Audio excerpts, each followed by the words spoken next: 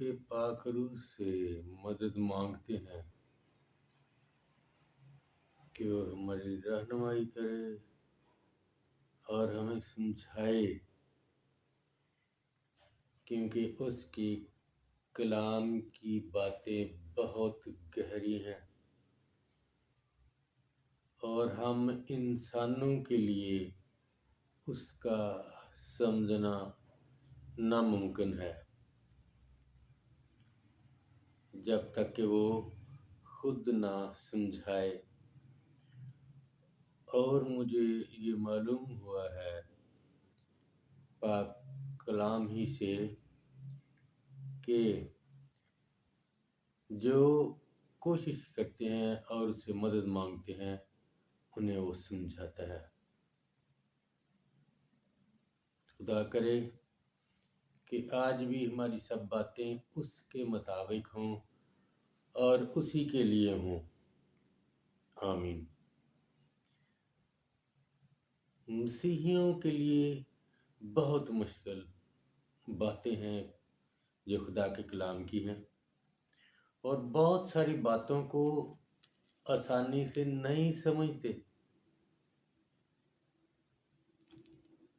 लेकिन जिन बातों को बहुत आसानी से नहीं समझते या जो बातें मुश्किल हैं, फिर भी शुक्र करते हैं कि हम कलीसिया के साथ रहते हैं, क्योंकि हमें यकीन है कि अगरचे हम सब बातें या बहुत सी बातें नहीं समझ पाते आसानी से, तो भी हमारी कलीसिया के जो बड़े हैं वो समझते हैं, और हमें यकीन है कि जो वो कहते हैं ठीक है, इसलिए हम उनके साथ चलते जाते हैं और खुदावंद उनके ईमान को देखकर हमें भी मजबूती बख्शता है।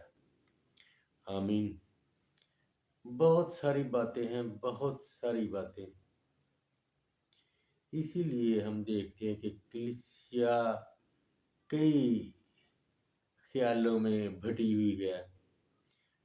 जिसका जैसा ही ख्याल है उस लिहाज से वो अपनी नई जमात बना लेता है, यानी हम ये बात मानते हैं। इस तरह कलीसिया ने बहुत सारी कलीसियाएँ हैं जो अपनी अपनी राय के मुताबिक, ख्याल के मुताबिक, पाक कलाम की तशरीह के मुताबिक बटी हुई हैं, क्योंकि बहुत सारे एक नुक्ता पर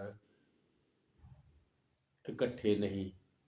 और ये मैं समझता हूँ बहुत फ़िक्र वाली बात इसलिए नहीं कि कलाम मुश्किल है, आहिस्ता आहिस्ता समझ आएगी पाक रूह के वसीले से, और इकट्ठ भी हो जाएगा जो कि खुदा का पाक रूह करता जाता है और करेगा, क्योंकि बुनियादी जो असूल है मसीहत के, उस पे सबका इत्तेफाक है, यानी बाप, बेटा और रूह कुदस। बाप आदम पैदा हुआ और खुदा उसको और उसकी औलाद को मसीह के वसीला से ज़िंदगी बख्शेगा, क्योंकि हम सारे मसीह यकीन रखते हैं कि मसीह खुदावंद हमारे गुनाहों की खातिर मरा, सलीब पर चढ़ा, मरा, 3 दिन कब्र में रहा, तीसरे दिन कब्र में से जी उठा और आसमान पर चढ़ गया और आएगा, और सब इंसानों का इंसाफ करेगा, और जज़ा और सज़ा उसके पास है। आमीन। बहुत सी बातें हैं जो मुश्किल हैं। दिल तो चाहता है कि सारी बातें करें, और कलीसिया के जो मुफस्सिरीन हैं करते भी हैं और करते रहेंगे। आहिस्ता आहिस्ता कलीसिया तरक्की करती है और समझती है, क्योंकि मसीह की कुर्बानी के बाद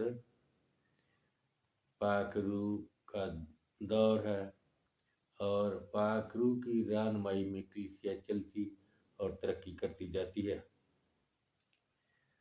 आज मैं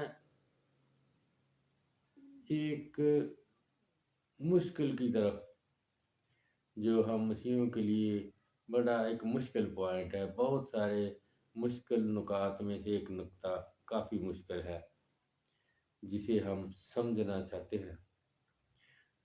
वो ये है, खुदा बेटा।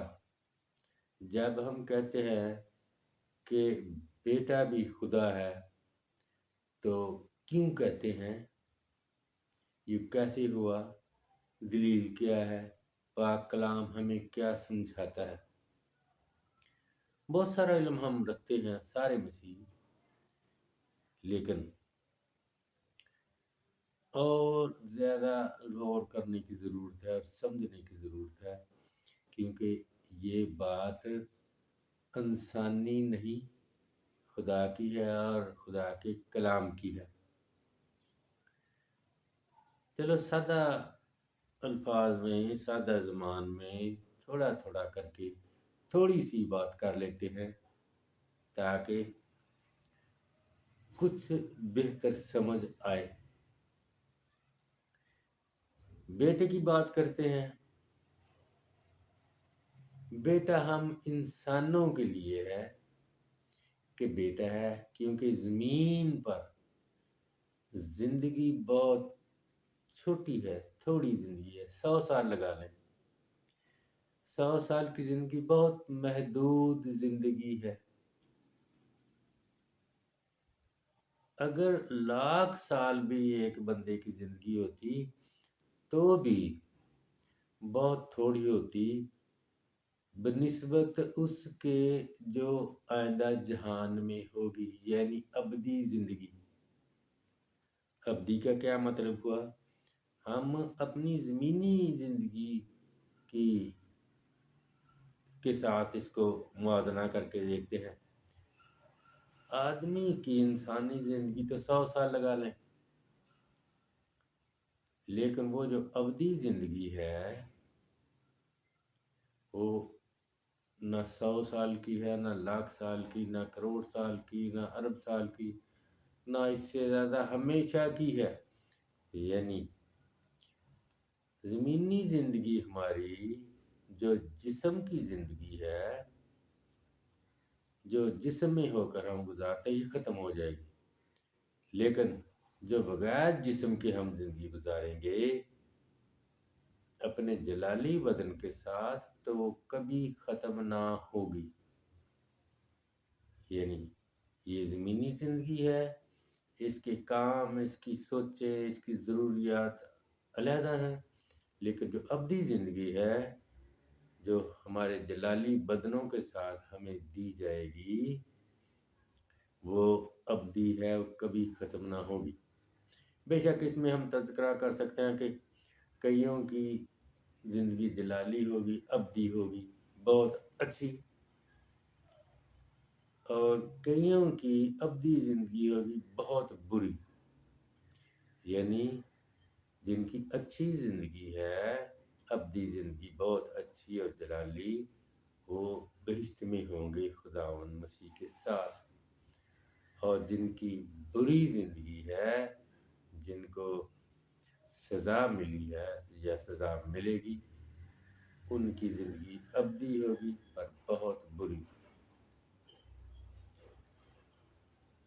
हमारे भाई, मसीही भाई बड़ी दफ़ा नबियों की बात करते हैं कि नबी बड़े-बड़े थे, बड़े-बड़े मौजज़ात करते थे। हकीकत है, सब अंबिया इकराम पाक कलाम में तज़किरा है अंबिया कुबरा का, यानी बड़े नबी, जिनमें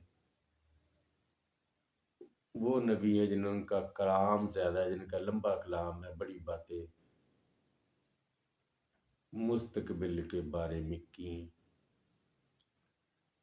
इशाया नबी है, यिर्मयाह नबी, हिजकिय्याह, दानिएल, और उसके बाद छोटे नबी हैं 12। मुझे कुछ अजीब लगता है कि बड़े नबियों में या छोटे नबियों में जो 12 हैं, यूसुफ का नाम नहीं आता। हालांकि बड़ी ख्वाबों की तबीर उन्होंने की और ये भी कहा कि जब तुम मुल्क मऊद में जाओ, यानी अपने भाइयों बनी इसराइल से कहा कि जब तुम यहाँ से रुखसत होकर मऊदा मुल्क में जाओ तो मेरी हड्डियों को निकाल कर ले जाना। और उन्होंने ऐसा ही किया, लेकिन नबियों की लिस्ट में यूसुफ को दर्ज नहीं किया गया। ये शायद इसलिए कि आने वाले जहान के बारे में हज़रत यूसुफ ने कोई ऐसी पेश गोई नहीं की या तालीम नहीं दी जो दूसरे सब अंबिया ने दी। बहरहाल आगे चलते हैं बेटे की तरफ। तो बेटा जिंदगी में इंसानों के लिए है। हम इंसान शादी करते हैं कि बीवी होती है और बेटा होता है जिसे बड़ी मोहब्बत रखते हैं, और दुल्हन होती है।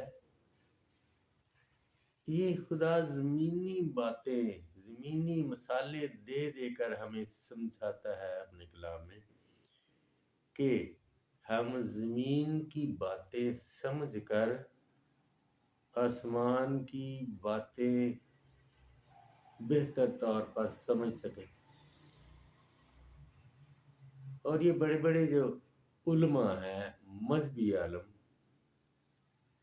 जिनके पास बहुत इल्म है, कईयों के पास कुछ थोड़ा, कईयों के पास ज़्यादा, कईयों के पास और ज़्यादा, कईयों ने सारी ज़िंदगी कलाम की बिशारत देने में गुजारी और पढ़ाई करते रहे और दुआएं और मन्नतें पाक रूह से हिदायत पाकर बड़ी बातें कही और लिखी। वो समझाते हैं और पाक कलाम में दर्ज है, लिखा है। हम जो मसीही बेटा कहते हैं उसकी बाबत मसीह खुदावंद खुद कहते हैं। यूहन्ना की इंजील के 3 बाब में जब निकोदेमुस से बात हो रही थी नई पैदाइश की, तो वो कहते हैं जो जिस्म से पैदा हुआ जिस्म है, जो रूह से पैदा हुआ वो रूह है। तज्जब ना कर कि मैंने तुझसे कहा कि तुझे नए सिरे से पैदा होना ज़रूर है। हवा जिधर को चाहती है चलती है, तू उसकी आवाज़ तो सुनता है लेकिन ये नहीं जानता कि कहाँ से आती है और कहाँ को जाती है। जो रूह से पैदा हुआ ऐसा ही है। निकोदेमुस ने जवाब दिया, ये बातें क्यों कर हो सकती हैं? यीशु ने कहा, बनी इस्राएल का उस्ताद होकर क्या तू इन बातों को नहीं जानता? जो कुछ हम जानते हैं वो कहते हैं और जिसे हमने देखा उसकी गवाही देते हैं, और तुम मेरी गवाही कबूल नहीं करते। आसमान पर कोई नहीं चढ़ा सिवा उसके जो आसमान से उतरा, यानी इब्ने आदम जो आसमान में है। आमीन। तो निकोदेमुस जो यहूदियों का सरदार था, यानी मजहबी आलम था, यीशु ने उसे समझाया कि नई पैदाइश क्या होती है, जो कि हम मसीहों के लिए भी मुश्किल है आज भी समझना, बहुत सारों के लिए। तो उसको बात समझ नहीं आती, तो यीशु ने उसे हवा की मिसाल देकर के समझाया कि हवा जिधर को चाहती है चलती है, तू उसकी आवाज़ तो सुनता है लेकिन ये नहीं जानता कि कहाँ से आती है और कहाँ को जाती है। जो रूह से पैदा हुआ ऐसा ही है। निकोदेमुस ने कहा, ये बातें क्यों कर हो सकती हैं?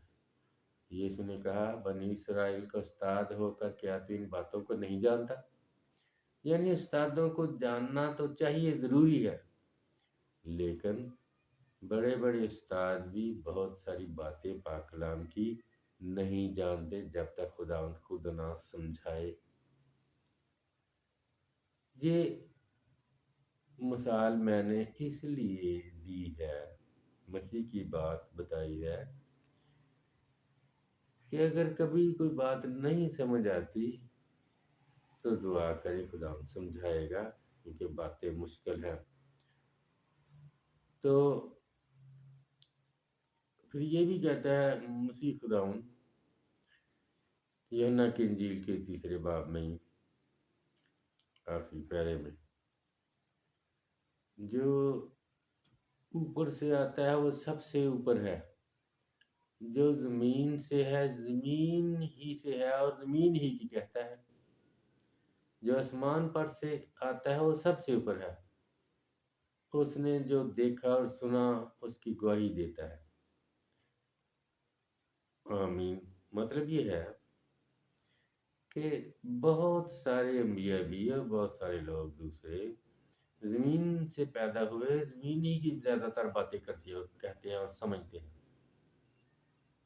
یہ بھی بالکل ٹھیک ہے، کیونکہ ہم زمین کی باتیں سمجھتے ہیں، اس لیے خدا نے مسیح کو بیٹا کہا ہے، کیونکہ ہم بیٹا سمجھتے ہیں، بیوی کو بھی سمجھتے ہیں، اور بیوی سے ہی بیٹا پیدا ہوتا ہے۔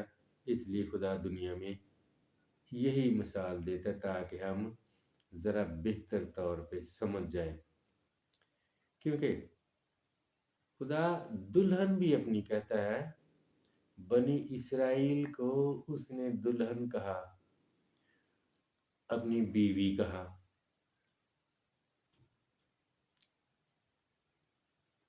اشعیاء کے صحیفہ میں اس کے 54ویں باب میں 54 چیپٹر وہ کہتا ہے، نبی کہتا ہے، تیرا خالق ہی تیرا خاوند ہے جس کا نام رب الفواج ہے، اور اسرائیل کا فدیہ دینے والا تیرا قدوس ہے۔ یعنی کلیسیا کو، جو پرانی کلیسیا تھی بنی اسرائیل، اس کو خداوند کہتا ہے میری بیوی ہے، اور مسیح بھی کلیسیا کو دلہن کہتا ہے۔ 19ویں باب میں مکاشفہ میں ہم پڑھتے ہیں اور بہت ساری جگہوں پہ۔ یہ کیوں؟ کیونکہ دلہا کو دلہن سے ہی محبت ہوتی ہے، اور بہت زیادہ۔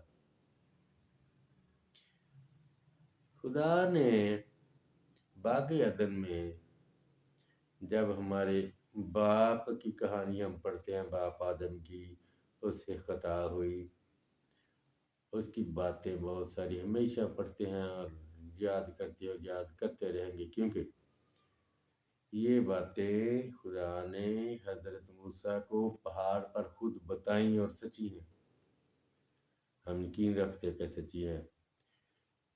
یہاں خدا کہتا ہے کہ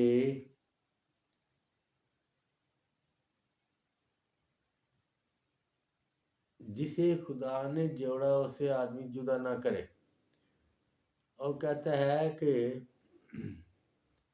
آدمی یعنی لڑکا اپنے ماں باپ کو چھوڑے گا اور اپنی بیوی سے ملا رہے گا، یعنی ماں باپ کو چھوڑے گا اور اپنی بیوی سے ملا رہے گا، یعنی اپنی دلہن سے ملا رہے گا، یعنی دلہن کی محبت ماں باپ سے بھی بڑھ گئی۔ حالانکہ شریعت میں جو 10 احکام ملے، ان میں چوتھا حکم یہ ہے کہ تو اپنے ماں باپ کی عزت کر، اور یہ بھی ہے کہ لڑکا دلہا اپنی دلہن کو ماں باپ سے بھی زیادہ پیار کرے گا۔ لڑکا اپنی ماں باپ کو چھوڑے گا اور اپنی بیوی سے ملا رہے گا، یعنی دلہا اپنے ماں باپ کو چھوڑے گا اور اپنی دلہن سے ملا رہے گا۔ یہ خدا کی بات ہے اور ایسا ہی ہے، اور ایسی مثالوں سے خدا ہمیں سمجھاتا ہے کہ جیسے दूल्हे को अपनी दुल्हन से बेतहाशा मोहब्बत होती है, यहाँ तक अपने माँ बाप को भी छोड़ देता है, यानी माँ बाप की मोहब्बत कम पड़ जाती है। इस तरह खुदा बंदों से यानी अपनी कलीसिया से मोहब्बत करता है, और मसीह की भी इसी तरह दुल्हन की मिसाल है कि उसने अपनी दुल्हन को, अपनी कलीसिया को, अपने लोगों को छुड़ाने के लिए इंसान बन के अपनी जान का नजराना पेश किया, ताकि बाप खुश हो जाए और दुनिया को अपना रूह बख्शे, रूह पाक, ताकि दुनिया पाक हो। बातें बड़ी निकल आती हैं, इसलिए हम ज़रा और तरफ निकल जाते हैं, लेकिन ये भी बातें ज़रूरी हैं। हमने बेटे की बात शुरू की है, तो मूसा, हज़रत मूसा मिसाल के तौर पे खुदा के साथ बातें करता था पहाड़ पर और पहाड़ के नीचे भी, और लोगों को पता था कि जब बादल खैमा इज्तिमा पे आ गया है, खैमा के ऊपर ठहरा है, तो अभी मूसा आएगा, क्योंकि उसने बादल को देख लिया है, तो वो खुदा के साथ जाके बातें करेगा। तो जब भी बादल खैमा के ऊपर आके ठहरता था, तो नबी मूसा जल्दी जल्दी अपने आप को तैयार करके खुदा के पास खैमा में जाते थे और बातें करते थे। और जब वो जाते थे तो लोग अपने अपने दरवाज़ों में खड़े होकर देखते थे कि नबी जा रहे हैं, और लोग खुश होते थे और कई बातें अपने ज़हन में करते होंगे कि खुदा और नबी की मुलाकात हो रही है। खुदा से बातें कर, लेकिन हम नबी को खुदा तो नहीं कहते, बिल्कुल नहीं कहते। हज़रत मूसा ने वो काम किए जो आम बंदे की बिसात से बिल्कुल बाहर है। मसलन हज़रत मूसा ने जब हज़रत मूसा, नबी मूसा के कहने पर मिस्र में 10 आफ़तें आईं, तो एक वक़्त ऐसा था कि 3 दिन का अंधेरा उस मुल्क में छाया रहा। लेकिन जहाँ इस्राएल की बस्तियाँ थी, जहाँ-जहाँ इस शहर में बिखरी हुई 3-4 होंगी, वहाँ बिल्कुल सूरज था, चमकता वैसे जैसे आम दिनों में चमकता है। लेकिन वो जो मिस्री थे, वो ऐसे अंधेरे में थे कि यूँ लगता है जैसा अंधेरा मोटा-मोटा है और महसूस होता है, और उस अंधेरे में से ऐसी डरावनी आवाज़ें आती थीं, अजीब तरह की, कि वो इंतहाई खौफ़ज़दा थे। हर एक बंदा खौफ़ज़दा था, अपनी जगह से हिल नहीं सकता था। और जैसे शाम की बात, शाम कहीं नज़दीक ही है, लेकिन वो हिल नहीं सकते थे, क्योंकि अंधेरा इतना था कि कहीं जा नहीं सकते थे, भाग नहीं सकते थे। और दुश्मनों की ये डरावनी आवाज़ें कि जैसे अभी कोई नेज़ा मारने लगा है, इस तरह की डरावनी आवाज़ें थी। 3 दिन तक रहा। लेकिन हम मसीही मूसा को, हज़रत मूसा को खुदा नहीं कहते। इसी तरह यशायाह नबी है, जिसने बड़े-बड़े काम किए। वो एक बादशाह को कहता है, माँग खुदा से, अभी माँग, आसमान पर या ज़मीन पर या नीचे गड्ढे में, खुदा से कोई निशान माँग, अभी माँग, यानी खुदा अभी करेगा। और हिजकिय्याह नबी बीमार हुआ, तो खुदा ने उसकी 15 साल उम्र बढ़ा दी, 15 साल। क्योंकि नबी एलिय्याह ने कहा था कि عشایا نے کہ خدا کہتا ہے تیری عمر ختم ہو گئی ہے، اپنا بندوبست کر لے۔ تو بہت رویا اور توبہ کی، لیکن پھر خدا نے نبی کو پھر بھیجا کہ جا کے اسے کہا کہ تیری عمر خدا نے 15 سال بڑھا دی ہے، کیونکہ اس نے تیرا رونا دیکھا ہے۔ اور عشایا نبی اور حزقیہ بادشاہ نے کہا کہ کیا نشان ہے کہ میں خدا کے گھر میں پھر جاؤں گا، یعنی زندہ رہوں گا؟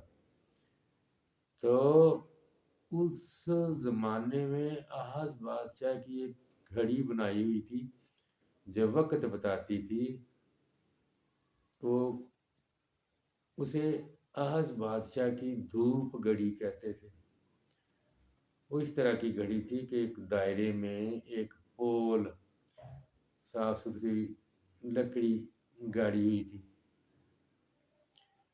کافی اونچی تھی، ارد گرد صاف جگہ تھی، دائرہ تھا اور نشانیاں جیسے گھڑی کے 12 ہوتے ہیں نشان، 12 گھنٹے 12 نشان، اسی طرح نشان لگائے ہوئے تھے۔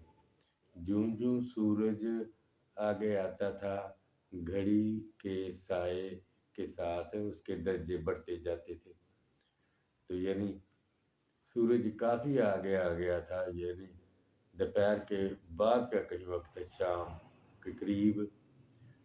تو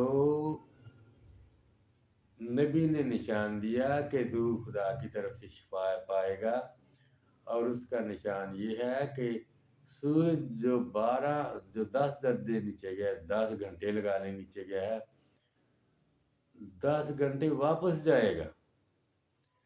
تو اسی گھڑی وہ سورج 10 درجے 10 گھنٹے واپس گیا،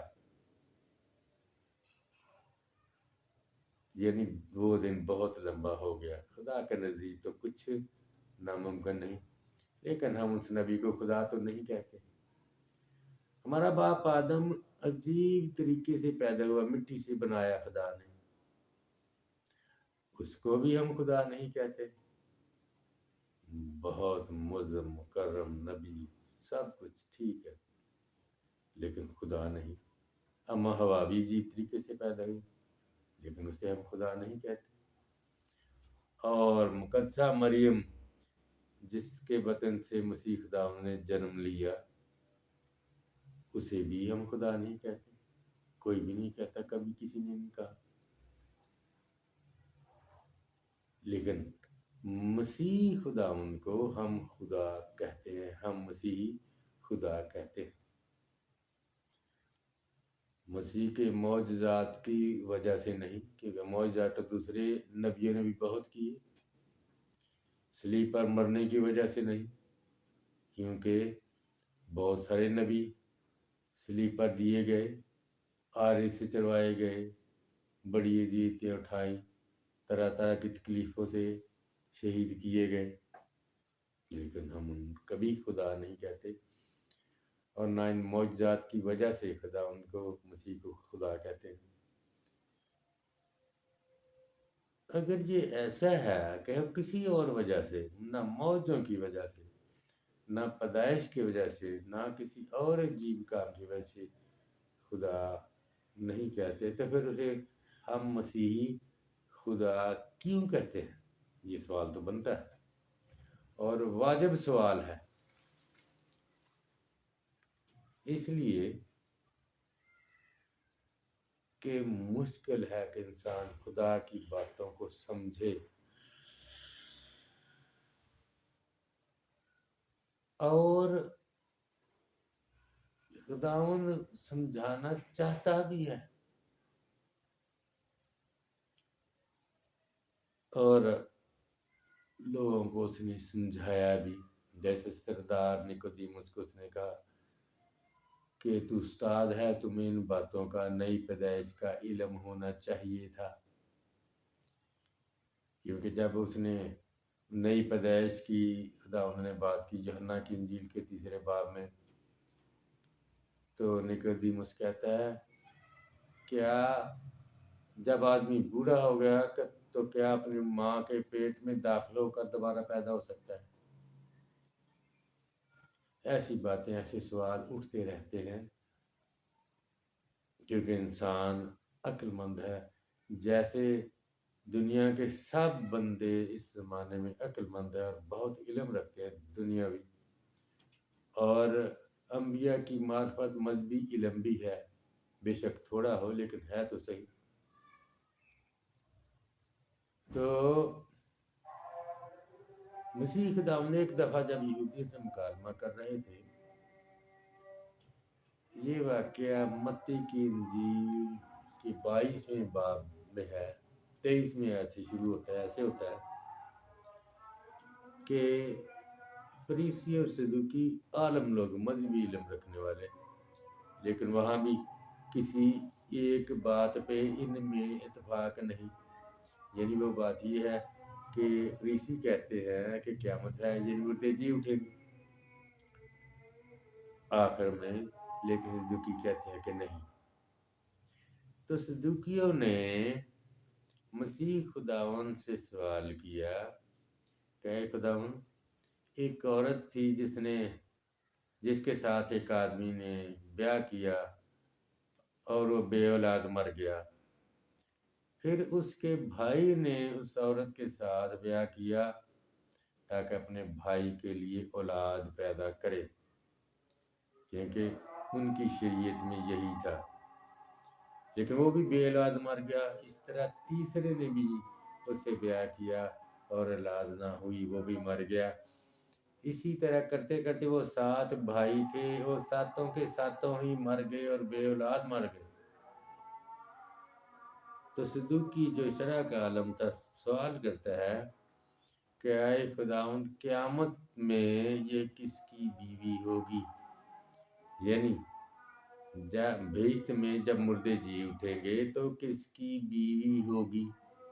سوال تو زبردست ہے، بہت اچھا، سمجھنے کے لیے ضروری۔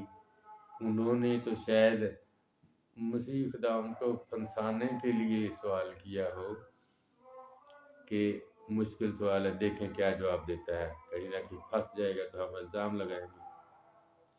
لیکن یہ انسان ہے، دنیا کے لوگ زمین پہ رہتے، ان کی عقل بھی محدود ہے، اور پھر یہ کہ خدا کے پاک کلام کی باتیں سمجھ بھی نہیں پاتے، اس لیے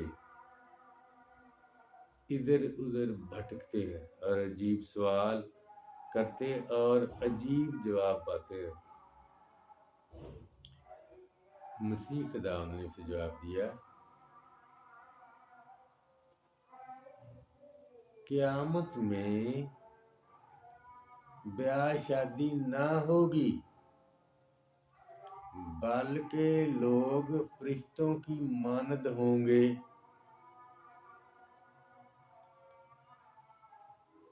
یعنی جو اگلا جہان ہے، جنت میں بیویاں اور بیٹے نہیں ہوں گے، یعنی وہ جو جلالی بدن ہوگا جنت کے لوگوں کا، وہ ہمارے جیسا نہیں ہوگا، زمینی جسم نہیں ہوگا، بلکہ لوگ فرشتوں کی مانند ہوں گے، فرشتے نہیں، فرشتوں کی مانند ہوں گے۔ مسیح خداوند نے کہا تم گمراہ ہو، یعنی راہ سے بھٹکے ہوئے ہو اور نہ ہی خدا کی قدرت کو جانتے ہو۔ کیا مطلب ہے اس بات کا؟ زمین پر بیٹا ہوتا ہے اور بیوی بھی۔ ہم انسانوں کے لیے خدا کا انتظام ایسا ہے زمین پر جو اس انتظام سے بہت مختلف ہے، جو ابدی ہے۔ یہ فانی جہان ہے، اس کی زندگی، اس کا چلنا، اس کا آگے جانا، ترقی کرنا اور ہے، لیکن جو اگلا جہان ہے جہاں ابدی زندگی ہوگی یعنی جنت میں، وہاں کا حساب کتاب بہت مختلف ہے۔ یہاں ہم کھاتے پیتے ہیں، ہم آدمیوں کے لیے، مردوں کے لیے دنیا میں سب سے خوبصورت اور قیمتی چیز عورت ہے، اسی طرح عورتوں کے لیے دنیا میں سب سے قیمتی چیز اور خوبصورت چیز مرد ہے۔ اس لیے ہم اس دنیا میں خوبصورت بیوی ڈھونڈتے ہیں اور خوبصورت خاوند، اچھا خاوند ڈھونڈتے ہیں۔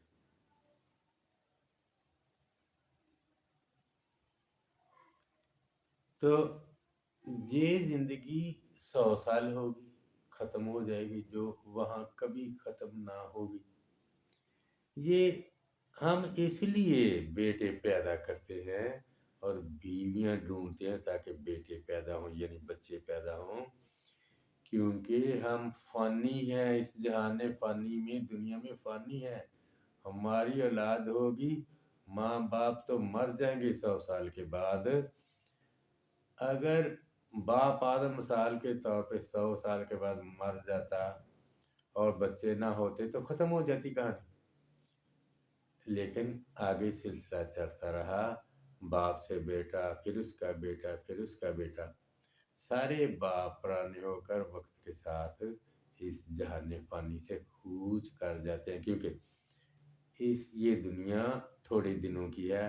یہاں زندگی کی ترتیب خداوند نے اس طرح بنائی ہے کہ تھوڑے سال ہر زندہ شخص یا جانور یا پرندہ جو بھی ہے وہ اپنی عمر پوری کر کے جائے، لیکن مرنے سے پہلے اپنی اولاد پیدا کرے تاکہ آگے کو اس کی اولاد ختم نہ ہو۔ لیکن جنت میں، بہشت میں ایسا نہیں ہے، یہ مسیح خداوند نے فرمایا۔ یعنی آدمی، یعنی لوگ، ہم جو جنت میں جائیں گے فرشتوں کی مانند ہوں گے، جیسے فرشتے ہیں۔ یعنی کیسے ہیں؟ ان کا یہ نہیں ہے کہ کوئی فرشتی ہے یعنی مادہ ہے، یعنی بیوی ہے، اور ایک نر ہے یعنی خامند ہے۔ وہاں نہ خامند ہے نہ بیوی، وہاں جو اور لطف کی چیزیں ہیں وہ بے تحاشا خدا ان کے ساتھ، جس کی ہم بات سمجھ نہیں سکتے۔ وہاں بیویوں کی ضرورت نہیں ہے، کیونکہ وہ جو یہاں ہم شہوت کے خیال سے بچے پیدا کرتے ہیں تاکہ اولاد ہو، ان کو ضرورت نہیں، کیونکہ ان کے بچے نہیں ہوں گے جیسے فرشتوں کے نہیں ہوتے۔ اس کی سمجھ ہمیں کیسے آتی ہے مسیح خدا ان کے کلام سے؟ مثال کے طور پر باپ آدم تو کئی ہزار سال پہلے پیدا، اس سے پہلے تو آدم زاد نہیں تھے، فرشتگان تھے، اور فرشتگان کب سے ہیں؟ لاکھوں کروڑوں اربوں سال سے، کئی اربوں سال سے، اس سے بھی آگے، جس کا ہمیں انسانوں کو تاریخ کے لحاظ سے پتہ نہیں، ٹائم کے لحاظ سے، وقت کے لحاظ سے کہ کتنا عرصہ گزر گیا۔ یہ ہم کہہ سکتے کہ اربوں خربوں سال ہو گئے ہیں جب سے فرشتگان آسمان میں موجود ہے۔ اگر مثال کے طور پہ 1 ارب لگا لیں، 1 ارب سال، فرشتہ ہے کوئی، مثلا میکائیل ہے یا جبرائیل ہے۔ میکائیل فرشتہ ہے کہ اگر سال میں بچے ہوتے، بیٹا ہوتا، بچے ہوتے، بیٹی بیٹا جو بھی ہوتا، 1 سال میں ایک ہی ہوتا تو ارب سال کی زندگی میں تو ارب ہو جاتے ایک کے، اور جو ارب بچے ہوتے، 1 ارب بچے، تو ان کے بھی آگے ہوتے 1 ارب، ان کے آگے اتنے ہو جاتے کہ بے ترتیبی پھیل جاتی صرف ان کے بچوں سے۔ اور یہ ایک فرشتے کی بات ہے، جبرائیل ہے، ابلیس ہے، دوسرے اسرائیل ہے، سارے فرشتے جو بڑے بڑے ہیں، اور چھوٹے لا تعداد جنہیں کو گن نہیں سکتا، سب کے سب اتنے ہی ہوتے تو کیا بے ترتیبی ہوتی، کیونکہ انہوں نے مرنا تو ہے ہی نہیں، فرشتگان نے مرنا تو نہیں، خواہ وہ پاک فرشتے ہوں، خواہ برے فرشتے یعنی ابلیس کے ساتھی، ان کے بھی پھر بچے ہوتے۔ बेतहाशा अनगिनत। इसलिए मसीह खुदा फरमाता है कि वहाँ ब्याह शादी ना होगी, बल्कि लोग फरिश्तों की मानद होंगे। और एक बात और यहाँ मसीह खुदावंद ने कही, मसीहों के लिए ज़रूरी है कि वो भी करते हैं, कि जब फरिश्ता कहता है मैं इब्राहिम का खुदा, इसहाक का खुदा और याकूब का खुदा हूँ, तो मसीह खुदावंद ने ये बात बताई कि खुदा जिंदों का खुदा है, यानी वो मर गए हुए हैं बंदों के लिहाज से, लेकिन वो जिंदा ही हैं। बाप इब्राहिम, इसहाक, याकूब वो जिंदा ही हैं। इसलिए वो मरे लेकिन जिंदा हुए। इसी लिहाज से वो समझाता है सदूकियों को कि तुम जो ख्याल करते हो कि क़यामत वाले दिन बंदे जिंदा नहीं होंगे, तो तुम्हारी सोच गलत है, तुम गुमराह हो और ना खुदा की कुदरत को जानते हो। अच्छा, ये बातें बेतहाशा ही आती है जहन में, जो समझने वाली हैं। इतनी बातें हैं हम मसीहों के लिए, उनको समझना इतना ज़रूरी है जिसकी हद नहीं, ताकि हम अपने पाक कलाम को समझें और समझ के पूरे तौर पे खुदा उनके साथ चल सकें। ना हम पूरे तौर पे इन गहरी बातों को समझते हैं, ना पूरे तौर पे खुदा उनके साथ ही चलते हैं। दुआ ये है कि खुदा हमें तौफीक दे और ख़ुद समझाए, ताकि हम उसकी मर्ज़ी के मुताबिक चलें और सीखें। अब थोड़ी सी खुदा की बात करते हैं, मसीह की बात करेंगे, बेटे की बात, और थोड़ी सी खुदा की बात कर लेते हैं कि हम मसीही और दूसरे लोग दुनिया में, हम मसीहों की बात करते हैं क्योंकि मसीहों से वास्ता है ना हर वक्त। वैसे ही खुदा से दुआ करते, खुदा का नाम लेते, ऐ हमारे बाप पढ़ते, दूसरी दुआएं पढ़ते हैं। हम मसीही हर रोज़ पाक कलाम में भी पढ़ते हैं, बहुत ही पढ़ते हैं, सारी दुनिया में पढ़ते हैं मसीही।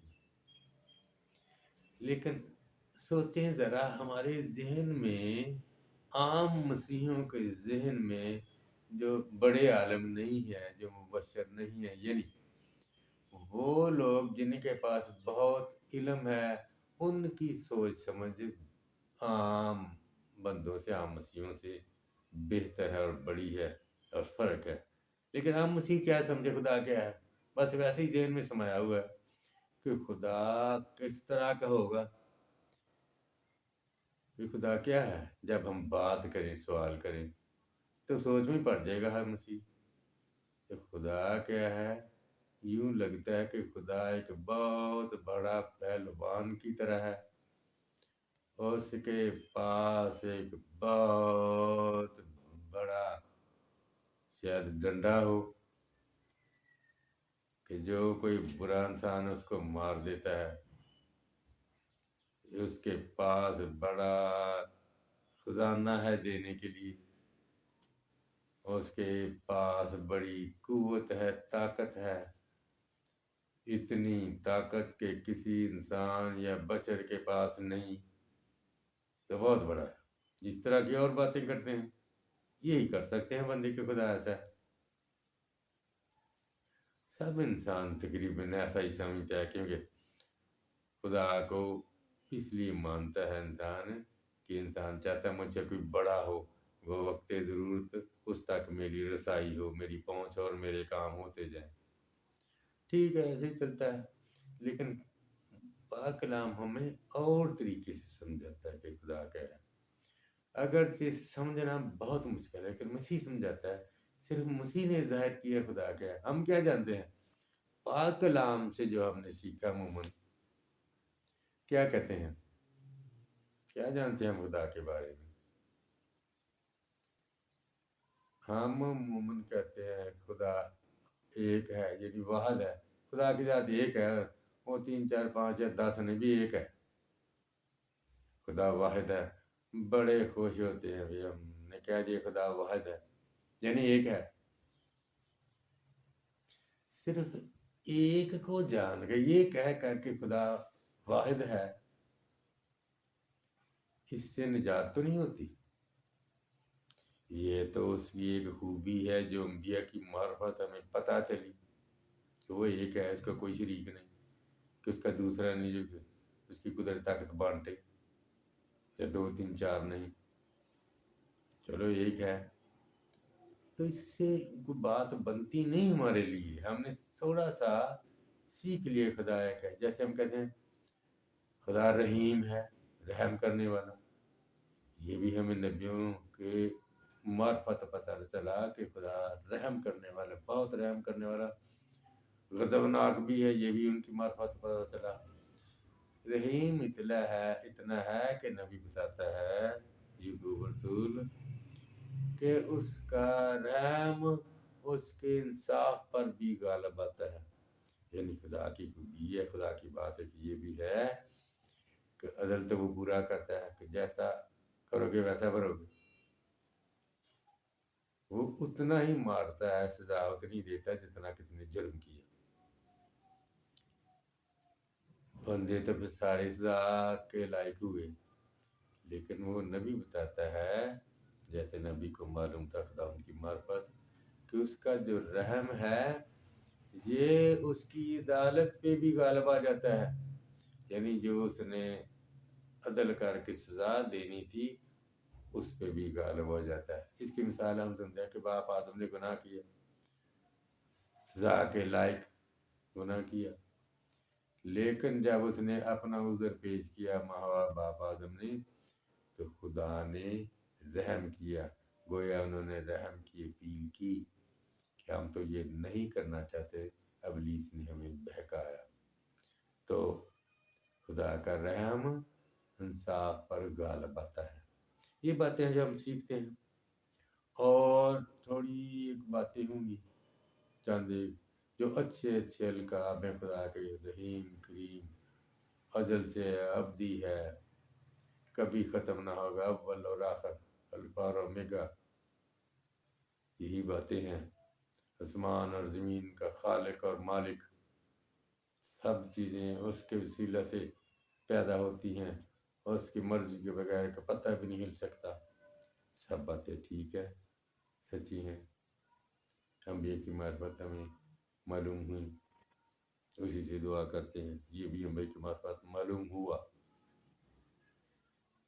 لیکن خدا کی باتیں اس سے بھی زیادہ ہیں، جو کہ ہم انسان اتنی قدرت رکھ ہی نہیں سکتے کہ اس کو سمجھے۔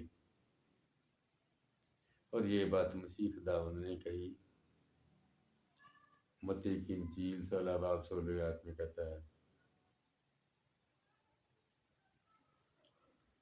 کہ یہ بات 16 باب میں بھی کہتا ہے اور طرح کی بات، لیکن یہ 11 باب کی 27 آیت میں یہ کہتا ہے بیٹے کو کوئی نہیں جانتا سوا باپ کے، بیٹے کو کوئی نہیں جانتا اور سوا باپ کے، اور باپ کو کوئی نہیں جانتا سوا بیٹے کے، یعنی صرف باپ بیٹا ہی ایک دوسرے کو جانتے ہیں، اور سوا اس کے جس پر بیٹا اسے ظاہر کرے، یعنی بیٹا جس پر خدا کو ظاہر کرے گا وہی خدا کو جان سکتا ہے۔ واحد کی ہم بات کرتے ہیں، خدا واحد ہے، تو یعقوب رسول سمجھاتا ہے کہ خدا کو واحد کہہ دینے سے بات نہیں بنتی کہ نجات مل جائے گی۔ وہ اپنے دوسرے باب میں کہتے پہلے باب میں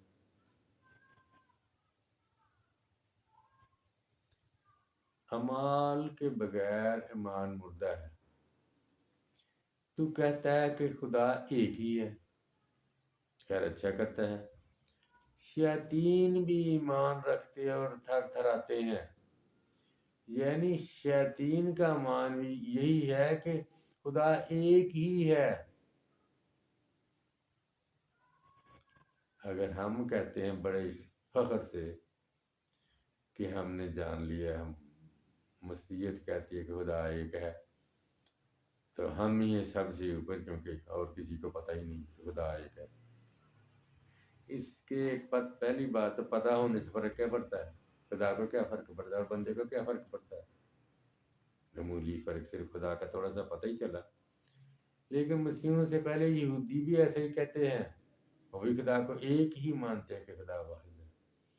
اور ان سے پہلے فرشتگان سارے کے سارے، اگر ابلیس مانتا ہے کہ خدا ایک ہے، جو گرا ہوا فرشتہ ہے، تو کیا پاک فرشتے جو دوسرے ہیں، جبرائیل اور میکائیل اور دوسرے فرشتے، سب کے سب کیا وہ نہیں مانتے کہ خدا ایک ہے؟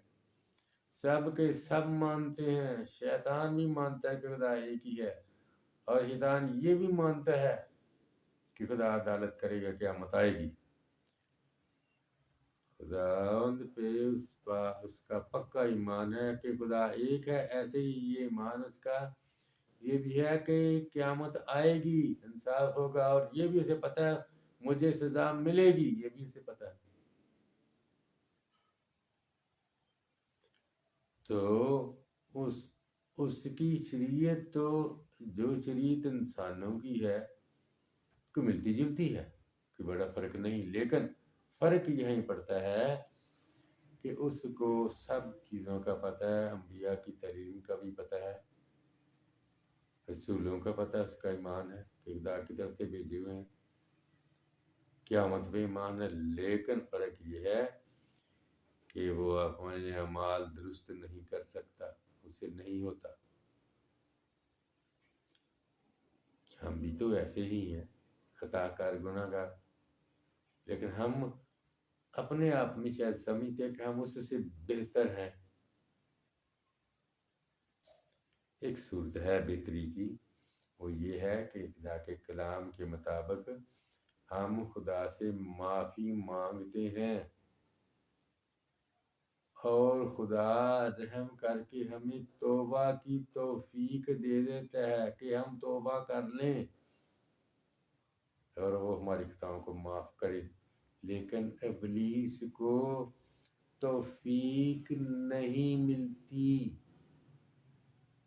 ہم مسیحی ابلیس کے لیے دعا نہیں کرتے. کبھی کسی پریسٹ نے نہیں کہا کہ ابلیس کے لیے دعا کریں، وہ بھی تو مخلوق ہے، خطا ہوئی، بری بات ہے. لیکن ہم نے بھی تو خطا کی، ہمارے باپ آدم نے خطا کی، ہم سبوں نے خطا کی، ہم سب اس کی اولاد ہیں، خطا کار ہیں. اس کے لیے دعا کیوں نہیں کرتے؟ قیامت تک اس کی دعا سنی نہیں جا سکتی، کیونکہ یہودا کے ختمے اور سارے ختمے رسول بتاتے ہیں، پطرس اور یعقوب اور یوحنا، یہ سارے رسول بتاتے ہیں یہودا کے ختمے خاص کر کہ اس کو سزا ہو چکی ہے قیامت تک. جب اس کو خدا کی طرف سے سزا ہے تو ہماری دعا بیکار ہے، ہم دعا نہیں مانگ سکتے. یعنی وہ دعا ہے جو کام نہ کرے گی، لیکن وہ بھی مخلوق ہے، خدا اس کو بھی سن سکتا ہے. یہ ہم نہ کہیں کہ وہ بہت ہی گناہ گار ہے، یہ اس کی مہربانی ہے جس کو توفیق دے. ہم انسانوں کو توفیق دیتا ہے کہ ہم توبہ کر کے واپس آ جائیں. تو اس طرح یہ عجیب باتیں اور بہت ساری باتیں بیٹے کے بارے میں ہم نے دیکھا کہ وہ زمینی بیٹا بنا، آدم زاد کے گھر پیدا ہوا، اور اس نے نام بھی اپنا ابن آدم چنا. ابن آدم یعنی آدم کا بیٹا. کیوں وہ آدمی بنا؟ بیٹا، خدا کا بیٹا آدمی بنا، جسے ہم کہتے ہیں خداوند نے جسم اختیار کیا. اور مسیحی جو ہر وقت بات کرتے ہیں کلام مجسم ہوا، اور مجھے پتہ ہے کافی عمر کا ہوں، خدا کا فضل ہے، شکر ہے۔ مجھے پتہ ہے میرے بھائی مسیحی جو ہیں لفظ بولتے ہیں، اگرچہ ان میں سے بہت سارے ناواقف ہیں کہ یہ مجسم ہونا کیا ہے۔ اتنا مشکل ہے کہ ابلیس کو بھی اس کی سمجھ نہیں تھی۔ وہ نبی بتاتے ہیں، رسول بتاتے ہیں کہ جب مخالف مسیح آئے گا، لکھا ہوا ہے مکاشفہ میں، دوسرے رسولوں نے سب نے اپنے خطوط میں اس کا بڑا تذکرہ، اگر کوئی اس کے بارے میں سیکھنا چاہے بہتر طور پہ تو یوحنا رسول کا پہلا خط اس کے دوسرے باب کا دوسرا پیرا پڑھے، اس سے بہتر سمجھ آ جائے گی، جس میں لکھا ہے یوحنا رسول کا پہلا خط دوسرے باب کا دوسرا پیرا ایسے شروع ہوتا ہے، اے بچوں تم نے سنا ہے کہ مخالف مسیح آنے والا ہے، اس کے مطابق اب بھی بہت سے مخالف مسیح پیدا ہو گئے ہیں، جس سے ہم جانتے ہیں کہ یہ اخیر وقت ہے۔ شروع میں وہ کہتا ہے بچوں یہ اخیر وقت ہے، تم نے سنا ہے کہ مخالف مسیح آنے والا ہے، اس کے مطابق ابھی بہت سے مخالف مسیح پیدا ہو گئے ہیں، جس سے ہم جانتے ہیں کہ یہ اخیر وقت ہے۔ وہ نکلے تو ہم ہی میں سے، لیکن ہم میں سے تھے نہیں، اس لیے اگر ہم میں سے ہوتے تو ہمارے ساتھ رہتے، نکل اس لیے گئے تاکہ ظاہر ہو کہ وہ ہم میں سے نہیں تھے۔ اور آگے بڑی باتیں ہیں اس کا ظاہر ہونا اور اس کا اچھا، تو دوسرا پولس رسول سمجھاتا ہے، بڑے اچھے طریقے سے سمجھاتا ہے، دوسرا تسلونیکیوں دوسرا باب شروع سے اس کا پہلا پیرا ہی پڑھیں رسول، لیکن پہلا پیرا پورا پڑھیں، آخر تک پڑھیں تو مخالف مسیح کی سمجھ آئے گی۔ اور پھر مکاشفہ میں اور بھی وضاحت سے ہے جس کی حد نہیں، لیکن ایسا مکاشفہ ایسی گہری مشکل باتیں ہیں کہ مشکل ہے، لیکن اگر سمجھ آنا شروع ہو جائے تو بہت ہی آسان سیدھی باتیں۔ اچھا، تو ہم بات کر رہے تھے تجسم کی، جو مسیحیوں میں مشکل بات ہے، جو ہم یقین تو رکھتے ہیں کیونکہ ہمارے بزرگ جانتے ہیں، ہم یقین رکھتے ہیں کہ ہمارے جو مبشر ہیں، بڑے ہیں، وہ اس بات کو سمجھتے ہیں، تہ تک سمجھتے ہیں خدا کے فضل سے۔ تو ہم جانتے ہیں کہ باغ عدن میں جب عدالت لگی، باپ آدم نے اپنا عذر پیش کیا، اما ہوا نے بھی کیا، خدا نے ان کو سزا دی دونوں کو، باپ آدم کو سزا دی کہ تو سر سے لے کر پاؤں تک تیرا پسینہ بہے گا تو روزی کمائے کے کھائے گا، اور اما ہوا کو سزا دی کہ تو درد سے بچے پیدا کرے گی، دونوں کی سزا دی، دونوں نے مان لی۔ ابلیس چپکے سے چلا گیا گستاخانہ طور پر، کیونکہ اتنے بڑے سے جانا، کوئی بات نہ کرنا، اس سے نہ مانگنا بھی گستاخی ہے۔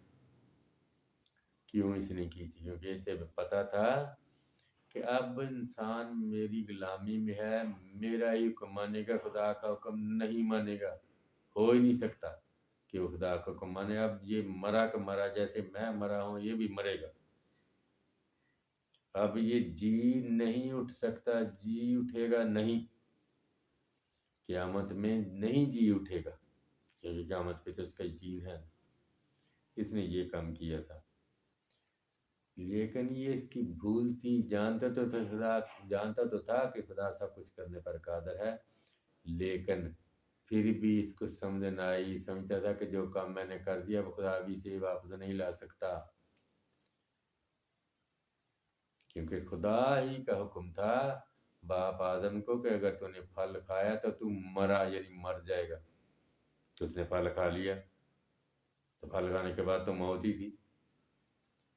تو اس کا ابلیس کو پتہ تھا، لیکن تجسم کا اس کو نہیں پتہ تھا کہ کلام مجسم ہوا۔ جب مسیح کہتے ہیں، مسیحیوں کو، بہت کم مسیحیوں کو سمجھ ہوگی، لیکن یہ سمجھ ابلیس کو بھی نہیں تھی کہ ایسا بھی ہو سکتا ہے۔ تو یہ بات تھوڑی سی کر کے بات ختم کرتا ہوں، کیونکہ باتیں بڑی نکلتی رہتی ہیں، بڑی اچھی باتیں کرنے والی اور سمجھنے والی، تھوڑی سی کر کے تو بات ختم کرنا چاہوں گا۔ خدا کرے کہ بات بامانی ہو۔ ہم سارے جانتے ہیں خدا نے عالم پیدا کی، آسمان اور زمین اور ساری چیزیں پیدا کی۔ تو ہم کیسے پڑھتے ہیں؟ توریت میں، پیدائش کی کتاب میں، مختصراً بات کروں گا، بہت ہی مختصراً۔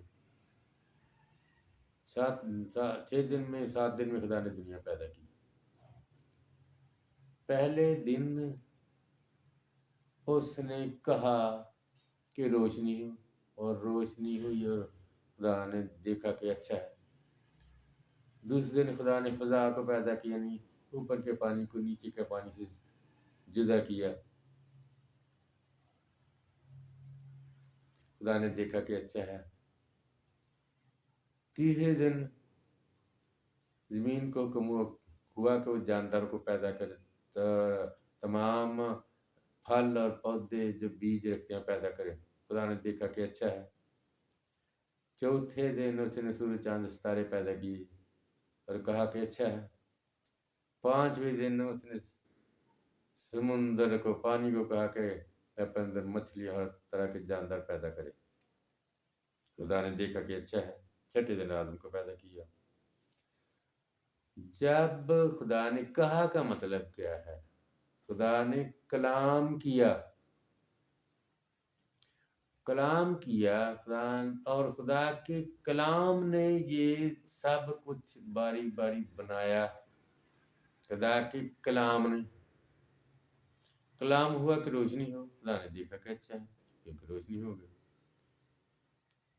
خدا نے کلام کیا کہ فضا ہو، اوپر کا پانی نیچے کا پانی سے جدا ہو، خدا نے دیکھا کہ اچھا ہے۔ خدا نے کلام کیا کہ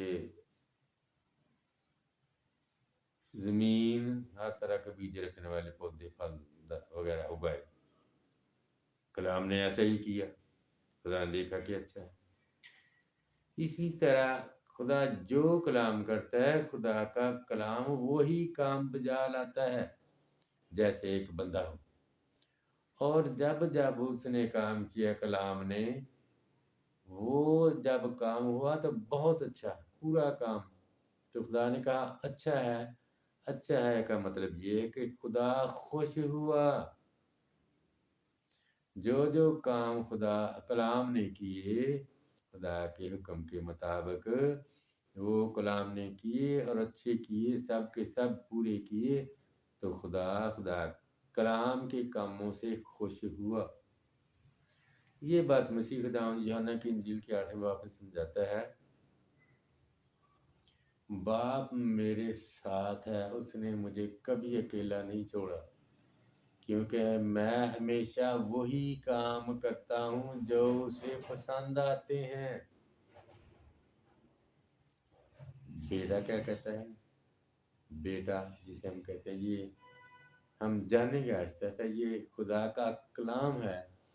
خدا کہتا ہے، بیٹا کہتا ہے، باپ میرے ساتھ ہے، اس نے مجھے کبھی اکیلا نہیں چھوڑا، کیونکہ میں ہمیشہ وہی کام کرتا ہوں جو اسے پسند آتے ہیں۔ یعنی جب خدا نے دنیا تخلیق کی، بنائی مختلف وقتوں میں، تو کلام نے ہی، اس کے کلام نے یہ کام کیے، اور کلام کے کاموں سے جو اس نے سر انجام دیے، خدا خوش ہوا جب اس نے کہا کہ اچھا ہے۔ مطلب یہ کہ خوش ہوا۔ میرے ذہن میں ایک چھوٹی سی بات آگے بریکٹ میں کرنا چاہتا ہوں اپنے مسیح بھائیوں سے۔ بہت بڑی باتیں گہری دل کرتا ہے میں کروں، مجھے کچھ اس کی سمجھ ہے تھوڑی سی آئی، تو میں چاہتا ہوں میرے بھائیوں کو بھی ضرور اس کا پتہ ہو۔ چاہتا تو میں ہوں کہ کلام بات ختم کروں، لیکن یہ بات بیچ میں سے نکل آئی۔ جب مسیح خداوند صلیب پر تھے تو وہاں کہتا ہے، مسیح نے کہا، آئے باپ تو نے مجھے کیوں چھوڑ دیا؟ تو ہمارے کئی بھائی یہ تجربہ کرتے ہیں، اپنی تشریح کرتے ہیں اس بات کی کہ اے خدا تو نے مجھے کیوں چھوڑ دیا؟ اس لیے کہتے ہیں کہ کیونکہ خدا نے اشعیاء نبی کے مطابق اور دوسرے انبیاء کے مطابق خدا نے ساری بدکاری اس پر لاد دی، سارے گناہ اس پر لاد دیے، کیونکہ اس وقت مسیح نے سب انسانوں کے گناہ اپنے اوپر اٹھائے ہوئے تھے اور وہ بہت زیادہ تھے، اور کیونکہ خدا گناہ کو پسند نہیں کرتا، اس لیے خدا نے اپنا چہرہ وقتی طور پر دوسری طرف کر لیا تھا۔ خدا کہتے ہیں خدا گناہ کو دیکھ نہیں سکتا، اس لیے اس نے اپنا چہرہ مسیح سے دوسری طرف پھیر لیا تھا۔ بھائی غور کریں میرے مسیح بھائیوں، کوئی تشریح کوئی ڈھنگ کی کرنی چاہیے پاک کلام کے مطابق۔ پہلے ہم دیکھ چکے ہیں کہ مسیح کہتا ہے میں ہمیشہ وہی کام کرتا ہوں جو اسے پسند آتے ہیں، باپ نے مجھے کبھی اکیلا نہیں چھوڑا، کیونکہ میں ہمیشہ وہی کام کرتا ہوں جو اسے پسند آتے ہیں، یوحنا کی انجیل کے 8ویں باب میں۔ اور گناہ اتنے اس نے اٹھائے ہوئے تھے، کتنے ہوں گے؟ کوئی ایک بندہ 5 سے 3 من اٹھا سکتا ہے، شاید 100 کلو گرام اٹھا لے گا، اس سے زیادہ ہوں گے جب مسیح اٹھا نہیں سکتا تھا یا اس نے بڑی مشکل سے اٹھائے ہوئے تھے۔ کئی بورے کئی ٹن ہوں گے گناہوں کے، بڑے ہی زیادہ ہوں گے جو خدا کو ناپسند ہوئے۔ بات کرتے ہیں اس پہ، یہ میں اس لیے اس طرح سے بات کرتا ہوں کہ بات کو ہم ذرا غور سے دبا کر سمجھ لیں سوال کو اور مشکل کو، تاکہ اس کا پاک کلام میں سے جواب ڈھونڈیں۔ گناہ ہے کیا؟ پہلے تو یہ دیکھتے ہیں جو ان کے مطابق مسیح نے اٹھائے ہوئے تھے سارے بوروں کے بورے۔ یوحنا کے خط میں، پہلے خط کے 3 باب میں اس کی بابت لکھتا ہے، وہ کہتا ہے اے عزیزو اس وقت ہم خدا کے فرزند ہیں اور اب تک یہ ظاہر نہیں ہوا کہ کیا کچھ ہوں گے، اتنا جانتے ہیں کہ جب وہ ظاہر ہوگا تو ہم بھی اس کی مانند ہوں گے، کیونکہ اس کو ویسا ہی دیکھیں گے جیسا وہ ہے۔ جو کوئی سے یہ امید رکھتا ہے اپنے کو ویسا ہی پاک کرتا ہے جیسا وہ پاک ہے۔ جو گناہ کرتا ہے وہ شرع کی مخالفت کرتا ہے، اور گناہ شرع کی مخالفت ہی ہے۔ جو گناہ کرتا ہے وہ شرع کی مخالفت کرتا ہے، اور گناہ شرع کی مخالفت ہی ہے۔ یعنی شرع کیا ہے؟ شرع کا مطلب ہے شریعت۔ شریعت کا کیا مطلب ہے؟ خدا کے احکام جو نبی موسیٰ کو پہاڑ پر ملے۔ خدا کے حکموں کو جو نہ ماننے وہ گناہ کرتا ہے۔ تو گناہ کیا ہوا؟ نافرمانی۔ تو گناہ گار کون ہے؟ خدا کا نافرمان۔ نافرمان ہے، بندہ ہی ہے، تو یاد رکھیں ہم اس پہ نافرمان پہ یعنی اس گناہ گار پہ کبھی فتویٰ مت لگائیں، کہیں منہ سے کہ یہ جہنمی ہے، یہ دوزخ میں جائے گا۔ یہ خدا جانتا ہے، اس کا کام ہے کہ کون دوزخ میں جائے گا کون نہیں جائے گا۔ تو یہ گناہ گار کون ہے؟ نافرمان۔ جیسے مسیح پڑھتے ہیں اپنے کلام میں، پاک کلام میں، جو نافرمان بیٹا تھا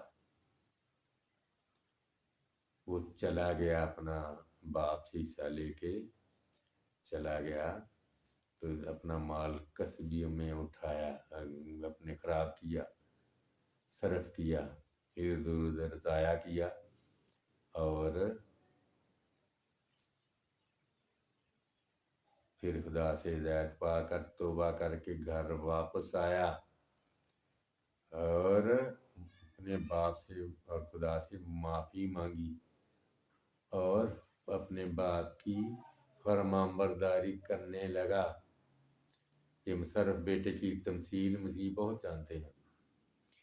اسی طرح خدا نے باپ آدم کو، جو کہ نافرمان ہوا خدا کا، خدا نے موقع دیا کہ وہ فرمانبردار بنے۔ اس نے مسیح خداوند کو بھیجا کہ وہ اس کو خدا کا فرمانبردار بننے میں مدد کرے۔ خدا نے دوبارہ موقع دیا، مطلب یہ ہوا کہ جو نافرمان ہے وہ گناہ گار ہے، جو گناہ گار ہے وہ نافرمان ہے، اور جو نافرمان ہے اس کے لیے موقع ہو سکتا ہے کہ وہ دوبارہ فرمانبردار بنے۔ اس لیے وہ بات جو ہم مسیح کی بات جب وہ صلیب پر تھے تو ہم سنتے ہیں کہ خدا نے اپنا منہ موڑ لیا تھا، اس کو اور طریقے سے، بہتر طریقے سے سمجھے۔ اچھا، واپس چلنا چاہتا ہوں۔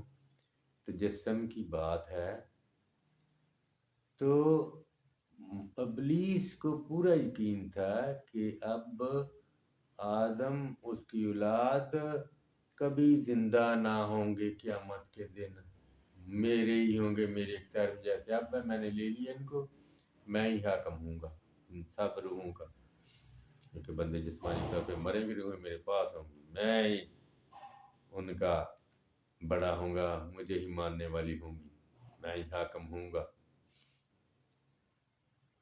تو خدا نے آدم کی رحم کی اپیل سنی تو اس نے یعنی کلام کیا، خدا کا کلام ہوا کہ اس غلامی سے آدم اور اس کی اولاد کو چھڑایا جائے۔ کلام کیا، یہ کلام کو ہی حکم ہوا، اور کلام ہی اب کوئی ترکیب نکالے کا کوئی کام کرے گا جس سے آدم ابلیس کی غلامی سے چھوٹ جائے۔ کیونکہ اصول یہ ہے، آدم نے جو زمین پر تھا، گوشت خون ہڈیوں کا بنا ہوا جسم، اس نے گناہ کیا ہے، اور ایسا ہے کہ گوشت پوست کا انسان ہو، یعنی آدم زاد میں سے جو فرمانبردار ثابت ہو، نافرمان نہ رہے بلکہ فرمانبردار ہو اور خدا کو خوش کرے، جیسے خدا آدم سے خوش تھا گناہ کرنے سے پہلے۔ تو یہ قانون تھا، یہ نہیں کہ کوئی فرشتہ آ کے چھڑائے یا کسی اور طریقے سے، یہی تھا قانون کہ آدم ذات ہی اسے چھڑائے، دوسرا نہیں کوئی چھڑا سکتا، اصول ہی نہیں، کھیلے گا تو وہی آ کے کھیلے گا، جنگ کرے گا آدم کا بیٹا پوتا ہی کرے گا۔ ابلیس کو پتا تھا کہ اب یہ ہو ہی نہیں سکتا۔ اپنے آپ کو دیکھ لیتے ہم آدمی، انسان، مرد و زن دنیا کے، کون ہے خواہ کتنی نمازیں روزے رکھیں، چندے دیں، حج کریں، پھر بھی ویسے ہی ہیں ہلکے، کمزور، گناہ سے چھوٹ ہی نہیں سکتے، کیونکہ جسم میں ہمارے میں غلامی کی ایسی شریعت آ گئی ہے جسے ہم اسی کے تابع رہیں گے، گناہ کرتے ہی رہیں گے، صرف مسیح کا فضل ہمیں چھڑا سکتا ہے۔ تو کلام نے جو کام کیا، اس نے چھڑانے کا کام، اسے حکم دیا گیا کہ آدم ذات کو چھڑا، تو جیسے اس نے پہلے پیدائش کے وقت زمین و آسمان کو بنایا، جس کا تذکرہ رسول بھی کرتے ہیں، سارے رسول کرتے ہیں کہ یہ سارے کام کلام نے کیے ہیں. تو اس نے خدا نے کہا روشنی ہو، کلام کو کہا، کلام نے روشنی کا بندوبست کیا، خدا نے فضا کو جدا کیا، پانی کو پانی سے، سارے بندوبست کیے، زمین آسمان چرند پرند یہ کلام نے بنائے ہیں. یعنی کلام نے بنائے، اسی کلام کے سپرد یہ کام ہوا کہ آدم کو اس کی غلامی سے چھڑائے، آدم زاد کو. تو کلام نے باغ عدن میں مانا، اسے حکم ہوا کیوں نہ مانتا، اور کلام نے حکمت عملی یہ اپنائی ہے کہ وہ آدم بنا. یعنی وہ آدم بنا صحیح طور پہ، مذاق نہیں، مذاق کے طور پہ نہیں کہ یہ ویسے ہی اوپر سے کوئی 2 نمبر بات کر دیا، کام کر دیا. نہیں، خدا ایسے کام نہیں کرتا جو جعلی قسم کے ہوں. تو اس نے پہلا آدم جو پیدا کیا، جو خطا کار ہوا، کلام نے ایسی حکمت اپنائی کہ وہ آدم ذات سے، یعنی عورت سے، کنواری سے، مقدسہ مریم سے جو کنواری سے پیدا ہوا بغیر باپ کے، یعنی پہلا آدم اور طرح سے پیدا ہوا. دوسرا آدم جو ہے، جو گناہ نہ کرے گا، فرمانبردار ہوگا، وہ مقدسہ مریم سے پیدا ہوا، اور جس میں ایک طرف انسان تھا، یعنی عورت سی، جس کے پیٹ میں بیٹا تھا، جس نے اس کے جسم سے خوراک کھائی، یعنی جسمانی خوراک کھائی، اور پیدا ہو کے بھی بعد میں انسانوں کی طرح کھانا پینا کھایا، زمینی چیزیں کھائی. پورے کا پورا انسان تھا جسے بھوک لگتی تھی، پیاس لگتی تھی، سردی دھوپ لگتی تھی، سب کچھ ویسے ہی تھا جیسے دوسرے انسانوں کے ساتھ. مونچھ داڑھی اسے آئی جیسے سب انسانوں کی، سب آدمیوں کی ہوتی ہے. تو اس کی بابت رسول فرماتا ہے، پولس رسول، اس نے اگرچہ خدا کی صورت پر تھا، خدا کے برابر ہونے کو قبضہ میں رکھنے کی چیز نہ سمجھا، بلکہ اپنے آپ کو پست کر دیا اور خادم کی صورت اختیار کی، اور یہاں تک فرمانبردار رہا کہ موت، بلکہ صلیبی موت گوارا کی. یعنی صلیبی موت تک فرمانبردار رہا، ہمیشہ فرمانبردار رہا. صلیبی موت کا مطلب یہ ہے، مسیح کو پتہ تھا کہ میں ایسے مروں گا، پھر بھی اس نے تکلیف گوارا کی، برداشت کی. اور جس بندے کو پورا پتہ کہ میں ایسے مروں گا، اس کی اذیت 1000 گنا زیادہ ہوتی ہے. اور اس کلام کے بارے میں جو ہم کہتے ہیں کہ ایک شخص ہے جو خدا کے سارے کام کرتا ہے، عشاء نبی اپنے 55 باب کے آخر میں کہتا ہے، عشاء کا صحیفہ 55 باب آخر میں، جیسے آسمان سے بارش ہوتی ہے، برف پڑتی ہے اور پھر وہاں واپس نہیں جاتی، بلکہ زمین کو سیراب کرتی ہے اور اس کی روزی اور شادابی کا باعث ہوتی ہے، تاکہ کھانے والے کو خوراک اور بونے والے کو بیج دے. ایسے ہی میرا کلمہ ہے جو میرے منہ سے نکلتا ہے، ایسے ہی میرا کلمہ ہے جو میرے منہ سے نکلتا ہے، وہ بیکار میرے پاس واپس نہ آئے گا، بلکہ جو چاہوں گا وہ اسے پورا کرے گا، اور جس کام کے لیے میں نے اسے بھیجا اس میں کامیاب ہوگا. بڑی وضاحت کے ساتھ شاعر نبی نے بات سمجھائی ہے خدا کے کلمے کی بابت، کلام کی بابت جو خدا کرتا ہے اور پورا ہوتا ہے۔ خدا نے بات کی اور پوری نہ ہو، یہ ہو کیسے سکتا ہے؟ اس کا کلام ہر طرح کی پوری قدرت رکھتا ہے۔ کیا کہتا ہے پھر دیکھتے ہیں۔ نبی کہتا ہے، شاعر نبی، ایسا ہی میرا کلمہ ہے جو میرے منہ سے نکلتا ہے، وہ بیکار میرے پاس واپس نہ آئے گا، بلکہ جو میں چاہوں گا اسے پورا کرے گا، اور جس کام کے لیے میں نے اسے بھیجا اس میں کامیاب ہوگا۔ نبی ایسے سمجھاتا ہے جیسے اس کا کلمہ کوئی شخص ہو، شخص کی طرح ہو، اسی طرح کام کرتا ہے اس کا کلمہ۔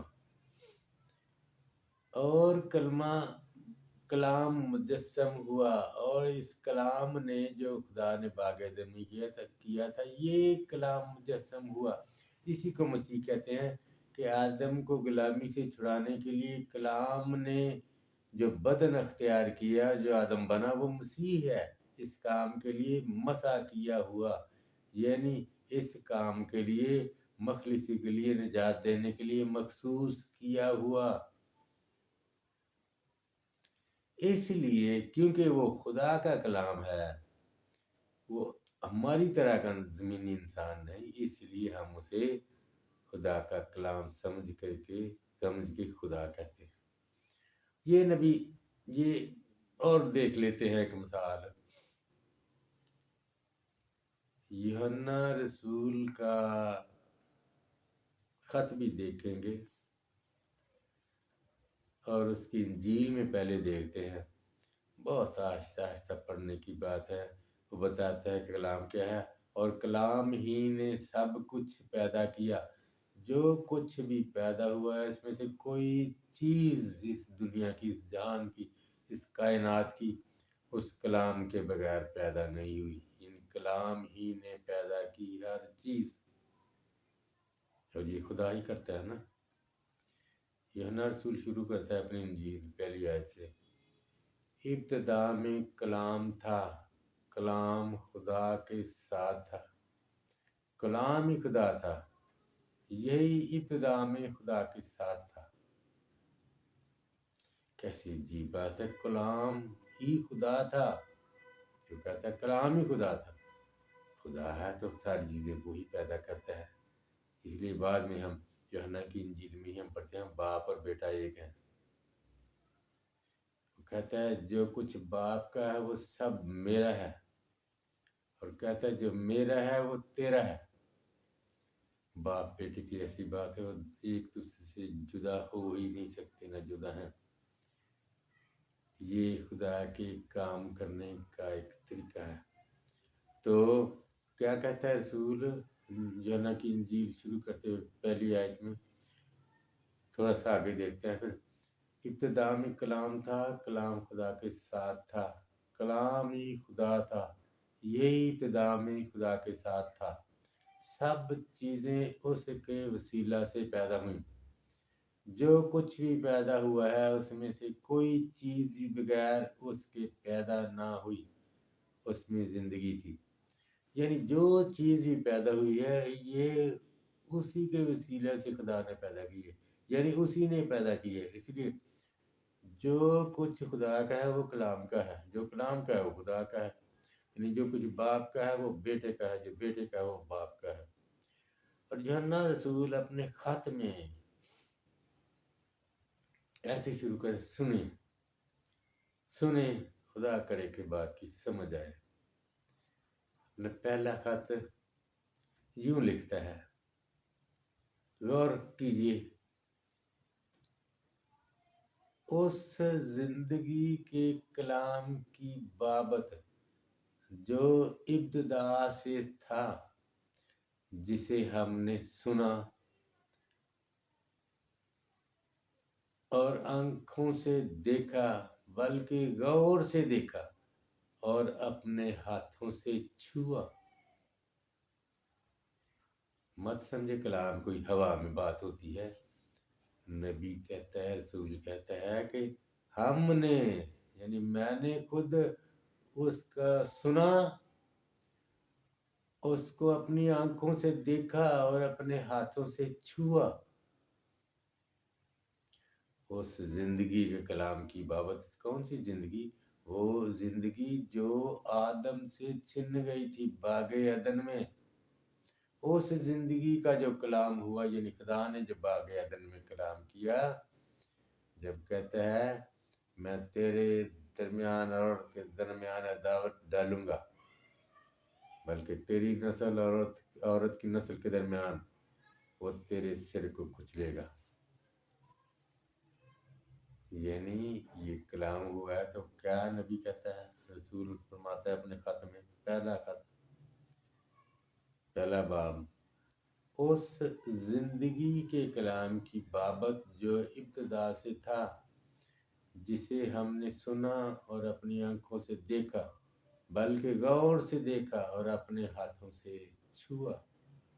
ये जिंदगी ज़ाहिर हुई और हमने उसे देखा और उसकी गवाही देते हैं, और उस हमेशा की जिंदगी की तुम्हें खबर देते हैं जो बाप के साथ थी और हम पर ज़ाहिर हुई। क्या अजीब बात है, अजीब बातें। और फिर ये इब्लीस का दावा ये था अपने आप में, अपने साथियों से और सबके साथ, अब आदम जो मरा है मैंने इसे मार के अपना गुलाम बना लिया है, कभी जलाली बदन में जिंदा ना होगा क़यामत के दिन। इसलिए कलाम ने जो रास्ता अख्तियार किया ये था कि आदम ज़ात बने, आदमी बने, पूरा आदमी बने और मरे, और मर के जी उठे। क्योंकि जब तक आदम मर के जी नहीं उठता उसका फरमाबरदार होना साबित नहीं होता। जैसे कि रसूल ही समझाता है, जो रसूल अपने 7वें बाब में, मसीह कहते हैं 7वें बाब में यहूदियों से बहस और तकरार करते वक्त, तुम में से जिंदगी के पानी की नदियां बहेंगी। ये उसने उस रूह की बाबत कहा जो वो पाने को थे, क्योंकि मसीह अब तक अपने जलाल को ना पहुंचा, क्योंकि रूह अभी तक नाज़िल नहीं हुआ था, क्योंकि मसीह अपने जलाल को नहीं पहुंचा था। यानी जब तक मसीह इब्ने आदम मर ना जाए, वफादारी निभाते निभाते मर ना जाए, उसकी कुर्बानी कबूल नहीं, वो जलाल तक नहीं पहुंच सकता। ज़रूरी था कि वो दुख उठाए और मरे और खुदा को खुश करे। जब वो ऐसा कुछ करता है तो खुदा कैसे अपना मुंह उसकी तरफ से फेर सकता है? मुमकिन ही नहीं। तो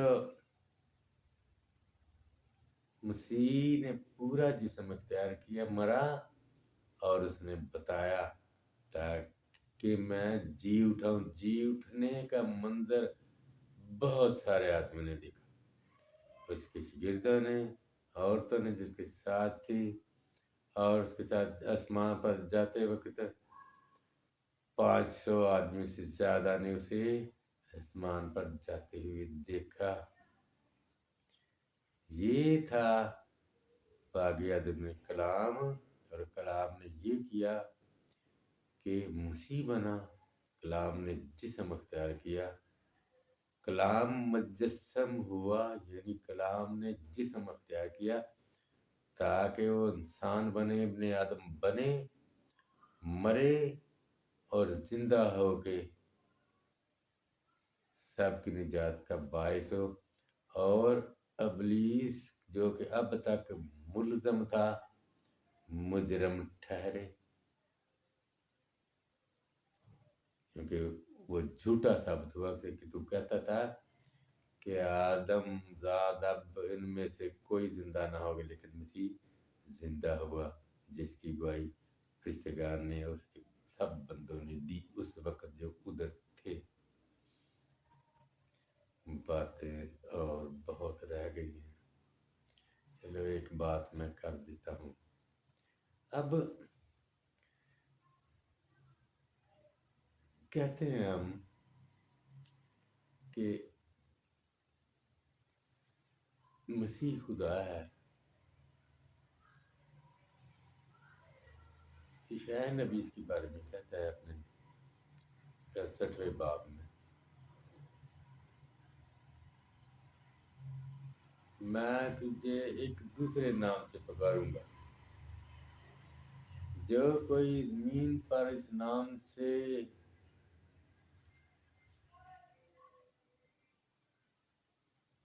برکت چاہے گا وہ خدائے امین کی برکت چاہے گا۔ جو کوئی زمین پر اس نام کی قسم کھائے گا وہ خدائے امین کی قسم کھائے گا۔ یعنی وہ مسیح کی بابت نبی بتاتا ہے، عیسائی نبی، کہ جو کوئی زمین پر اس نام سے برکت چاہے گا وہ خدائے امین کی برکت چاہے گا، اور جو کوئی زمین پر اس نام کی قسم کھائے گا وہ خدائے امین کی قسم کھائے گا۔ یعنی خدا اور مسیح برابر ہوئے، جو عیسائی نبی نے بتایا اور سیکھا خدا سے۔ اور عیسائی کی بڑی باتیں اور ایسے جیسے عیسائی انجیل نویس ہو، مسیح کا سارا اس نے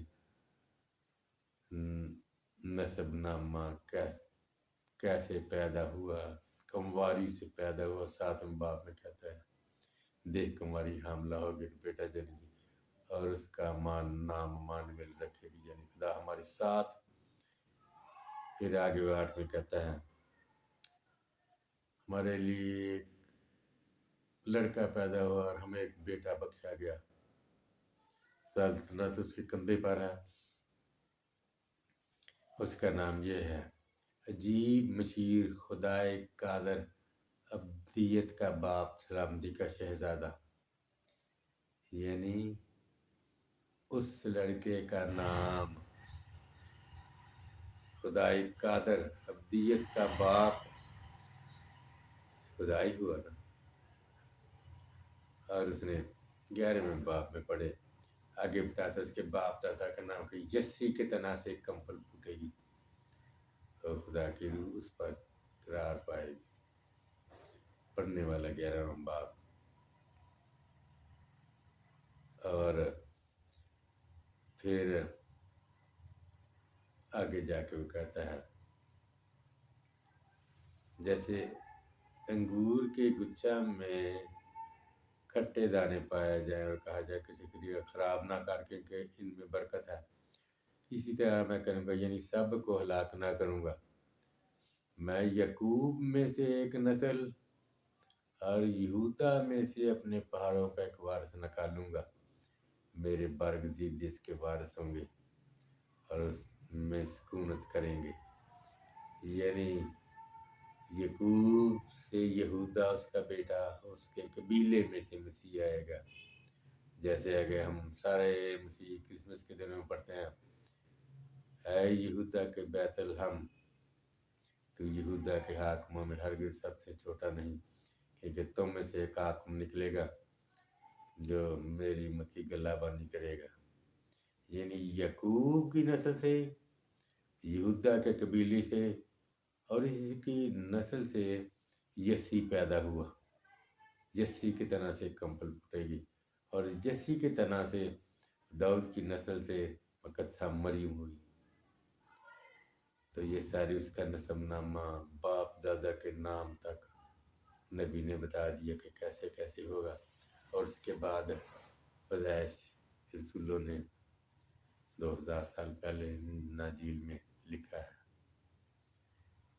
اور دل کرتا ہے کہ اور بات میں کروں، جب باپ اور بیٹا برابر کہتے، 14ویں باب میں یوں کہتے، چلو جلدی کچھ کر لیتے ہیں۔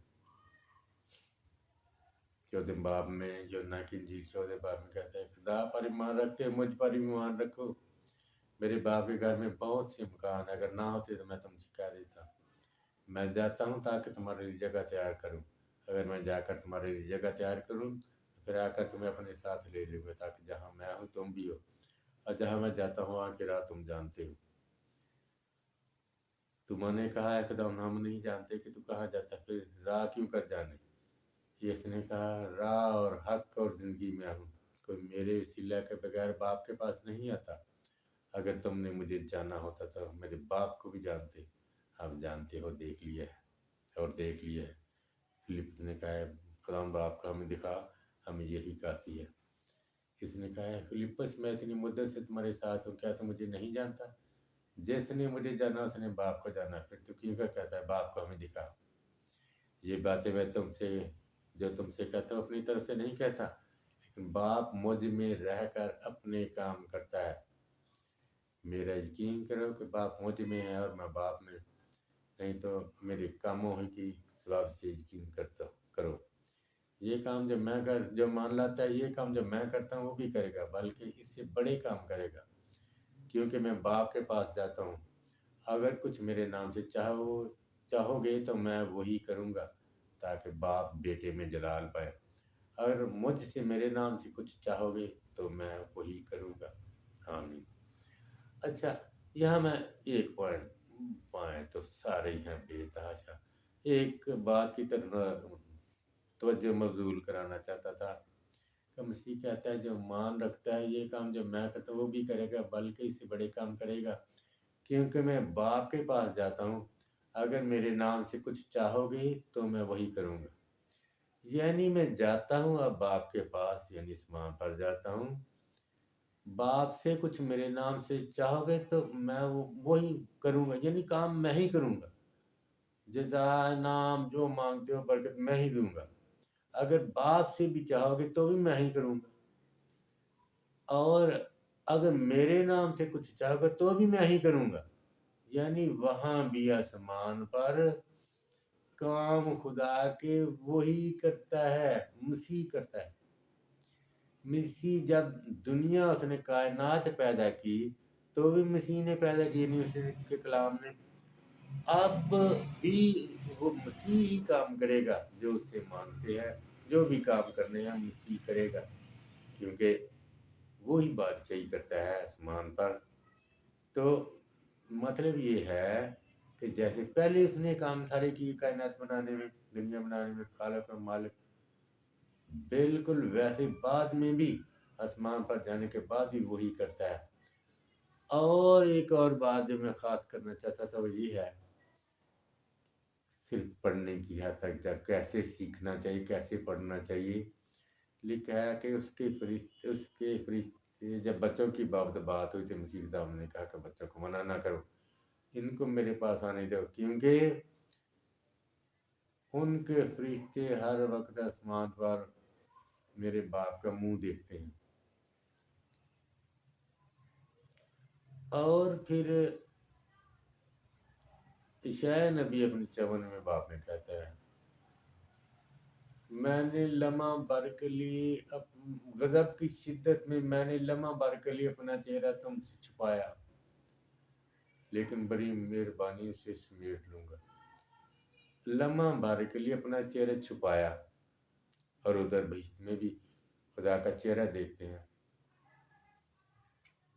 میں ایک اور بات کہتا ہوں، یوحنا کی انجیل کے پہلے باب میں 19ویں آیت میں غالباً لکھا ہے خدا کو کبھی کسی نے نہیں دیکھا، خدا کو کبھی کسی نے نہیں دیکھا۔ بہت ہی مختصر بات کروں گا، خدا کو کبھی کسی نے، اس میں شامل بندے نے نہیں دیکھا، نبی نے نہیں دیکھا، فرشتے نے نہیں دیکھا، شیطان نے نہیں دیکھا، کسی نے نہیں دیکھا۔ اس کا مطلب یہ ہے، عجیب لگتا ہے نا، کئی سمجھ لو خدا نے بھی نہیں دیکھا، یعنی نبی نے بھی نہیں دیکھا، نہیں دیکھا۔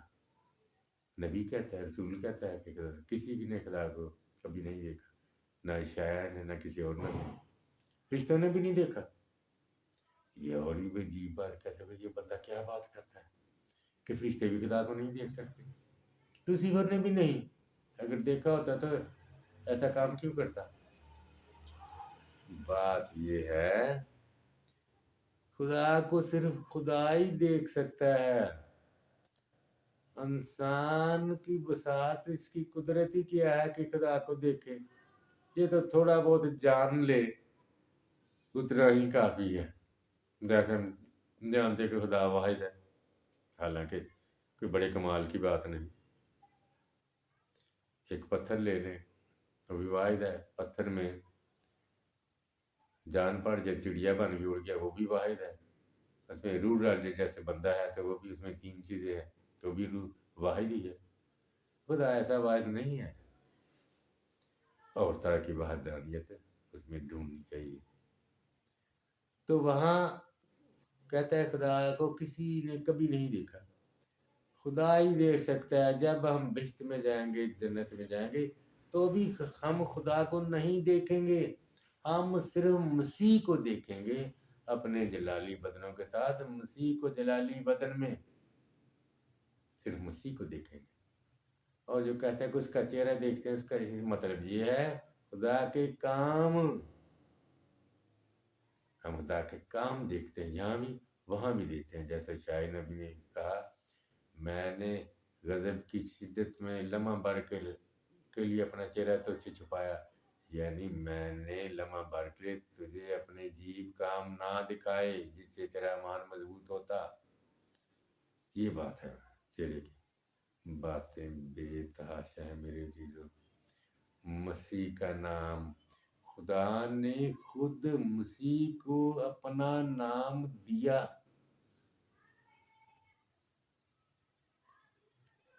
کیا بات ہے. باتیں ایسی ہیں یوحنا کی انجیل میں جس کی کوئی بات نہیں، حد نہیں. اچھا کیسے ہے؟ 17ویں باب میں کہتا ہے، 16ویں باب کی باتیں کر کے کہتا ہے، یسوع نے باتیں کہی، اپنی آنکھیں آسمان کی طرف اٹھا کر کہا، اے باپ وہ گھڑی آ پہنچی، اپنے بیٹے کا جلال ظاہر کر تاکہ بیٹا تیرا جلال ظاہر کرے. چنانچہ تو نے اسے ہر بشر پر اختیار دیا ہے تاکہ جنہیں تو نے اس دنیا میں سے اسے بخشا ہے ان سب کو وہ ہمیشہ کی زندگی دے. اور ہمیشہ کی زندگی یہ ہے کہ تجھ خدائے واحد اور برحق کو اور یسوع مسیح کو جسے تو نے بھیجا ہے جانے. جو کام تو نے مجھے کرنے کو دیا تھا میں نے اسے تمام کر کے زمین پر تیرا جلال ظاہر کیا ہے. اب اے باپ اس جلال سے میں جو دنیا کی پیدائش سے پیشتر تیرے ساتھ رکھتا تھا مجھے اپنے ساتھ جلالی بنا دے. میں نے ان آدمی پہ تیرا نام ظاہر کیا جنہیں تو نے مجھے دیا ہے کہ وہ تیرے تھے، اور کیونکہ میں نے وہ کلام جو تو نے مجھے پہنچایا میں نے پہنچا دیا. انہوں نے قبول کیا اور سچ مان لیا میں تیری طرف سے نکلا اور ایمان لائے ہیں کہ تو ہی نے مجھے بھیجا ہے. میں ان کے لیے درخواست کرتا ہوں، میں دنیا کے لیے درخواست نہیں کرتا بلکہ ان کے لیے جنہیں تو نے مجھے دیے ہے. جو کچھ تیرا ہے وہ سب میرا ہے اور جو میرا ہے وہ تیرا ہے اور ان سے میرا جلال ظاہر ہوا ہے. میں آگے کو دنیا میں نہ ہوں لیکن میں یہ دنیا میں ہے اور میں تیرے پاس آتا ہوں. اے باپ اپنے اس نام کے وسیلہ سے جو تو نے مجھے دیا ہے ان کی حفاظت کر. اے باپ اپنے اس نام کے وسیلہ سے جو تو نے مجھے دیا ہے ان کی حفاظت کر. جب تک میں ان کے ساتھ رہا میں نے تیرے اس نام کے وسیلہ سے جو تو نے مجھے دیا ہے ان کی حفاظت کی. میں نے ان کی نگہ مانی کی اور خلاقت کے فرزند کے سوا ان میں سے کوئی بھی ہلاک نہ ہوا. یعنی خدا نے مسیح کو اپنا نام دیا ہے، یعنی بچانے والا. جب مسیح آیا تو مسیح کا نام یسوع رکھنا کماری مریم کو کہا گیا تھا کہ یسوع کا مطلب ہے بچانے والا. تو بچانے والا صرف خدا ہی ہو سکتا ہے، کوئی اور نہیں. یہ خدا کا نام ہے. تو میں نے تیرے اس نام کے وسیلہ سے جو تو نے بخشا ان کی حفاظت کی. میرے اس نام کے وسیلہ سے تو نے بخشا ہے، تو نے مجھے بخشا، ان کی حفاظت کر. خدا نے خود مسیح کو اپنا نام بخش کے اسے خدا بنایا، یعنی اس کا ہی کلام ہے، یہ تو کوئی فرق والی بات ہے ہی نہیں۔ اور بڑی بات، ایک بات آخری کر کے ختم کرتے ہیں۔ 16 باب میں یوحنا کی انجیل میں کہتا ہے آخر میں، آخری آیات میں، اگر میں نہ آتا اور ان سے کلام نہ کرتا تو وہ گناہ گار نہ ٹھہرتے، لیکن اب ان کے پاس ان کے گناہ کا عذر نہیں۔ جو مجھ سے یہ دعوت رکھتا ہے وہ میرے باپ سے بھی دعوت رکھتا ہے۔ اگر میں ان میں وہ کام نہ کرتا جو کسی اور نے نہیں کیے تو وہ گناہ گار نہ ٹھہرتے، لیکن اب تو انہوں نے مجھے اور میرے باپ دونوں کو دیکھا اور دونوں سے دعوت رکھی۔ آمین۔ اچھا، کیا بات ہے یہ؟ کہتا ہے اگر میں نہ آتا اور ان سے کلام نہ کرتا تو وہ گناہ گار نہ ٹھہرتے۔ اس کا مطلب یہ ہے، سمجھیں بات، کوشش کرتے ہیں کہ اس کو سمجھیں۔ اگر میں نہ آتا اور ان سے کلام نہ کرتا تو وہ گناہ گار نہ ٹھہرتے، اب ان کے پاس ان کے گناہ کا کوئی عذر نہیں۔ اگر میں نہ آتا کیا مطلب ہے؟ باغ عدن میں خدا نے وعدہ کیا تھا، مسیح نے وعدہ کیا میں آؤں گا اور چھڑاؤں گا، لیکن 2000 پہلے تک مسیح نہ آیا، ہزاروں سال بیت گئے انسان کو تکلیف اٹھاتے ہوئے، لیکن وہ کہتا ہے اگر میں اب بھی نہ آتا تو وہ جو لوگ ہیں سارے کے سارے گناہ گار نہ ٹھہرائے جاتے، ابھی کیونکہ میں نے ضمانت دی تھی، میری ضمانت تھی۔ یوں سمجھنے کی بات ہے کہ وہ گناہ گار نہ ٹھہرتے، یعنی خدا ان کو مجرم ٹھہرا کے، گناہ گار ٹھہرا کے، نافرمان ٹھہرا کے سزا نہ دیتا، کیونکہ میں نے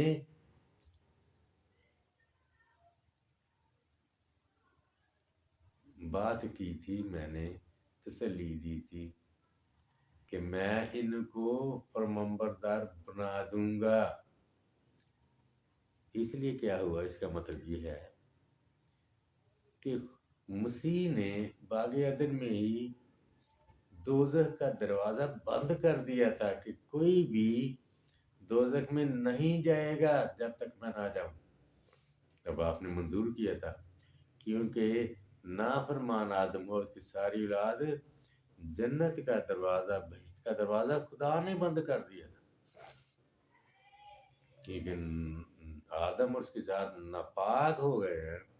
آدم زادہ ناپاک ہیں، میرے پاس نہیں آ سکتے، یعنی جنت میں نہیں آ سکتے، خدا نے دروازہ بند کر دیا تھا۔ لیکن مسیح نے کہا میں گارنٹی دیتا ہوں کہ میں ان سب کو چھڑا لوں گا۔ اس لیے مسیح نے دوزخ کا دروازہ بند کر دیا کہ کوئی دوزخ میں نہیں جائے گا۔ اس آیت کا مطلب یہ ہے، پھر پڑھ لو، سنتے ہیں۔ اگر میں نہ آتا اور ان سے کلام نہ کرتا تو وہ گناہ گار نہ ٹھہرتے، لیکن اب ان کے پاس ان کے گناہ کا کوئی عذر نہیں۔ جو مجھ سے دعوت رکھتا ہے وہ میرے باپ سے بھی دعوت رکھتا ہے۔ اگر میں ان میں وہ کام نہ کرتا جو کسی اور نے نہیں کیے تو وہ گناہ گار نہ ٹھہرتے۔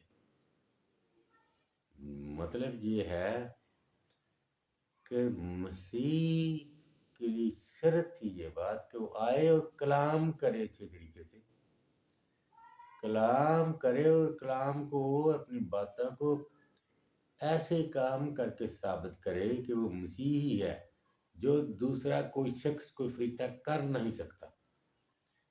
یعنی وہ کام کرے جو کبھی کوئی کر ہی نہیں سکتا۔ اگر میں نہ آتا ان سے، اگر میں ان میں وہ کام نہ کرتا، مسیح کا آنا ضروری تھا اور وہ کام کرنا بھی ضروری تھا جو کسی اور نے نہیں کیے، یعنی کوئی نبی، رسول، فرشتہ وہ کام کر ہی نہیں سکتا جو مسیح کر سکتا ہے۔ یہ بھی ضروری تھا وہ آئے، ضروری تھا کلام کرے، ضروری تھا وہ کام کرے جو کوئی اور نہیں کر سکتا۔ اور بہت باتیں ہیں مسیح بھیدوں کی، بات کرتے ہیں آج کے لیے اتنا ہی کا یہ کافی ہے پاک کلام کے پڑھے اور سنے جانے پر خدا کی برکت ہو آمین